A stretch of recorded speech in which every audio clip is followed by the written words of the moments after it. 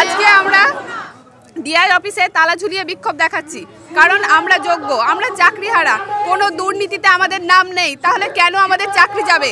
আমাদের চাকরিতে আইনি কাগজপত্র সমস্ত কিছু ঠিক করে পুনরায় চাকরিতে বহাল রাখতে হবে, এই আমাদের দাবি।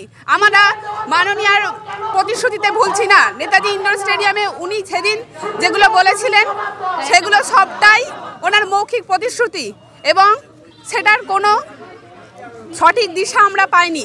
তাই আমরা প্রতিশ্রুতিতে ভুলছি না। আমাদের লাগাতার আন্দোলন চলবে যতক্ষণ না পুনরায় আইনিভাবে আমাদের যোগ্যতার লিস্ট সুপ্রিম কোর্টের রিভিউ পিটিশনে পাবলিশ করা হয় এবং আমাদের পুনরায় সসম্মানে চাকরিতে পুনর্বহাল করা হয়।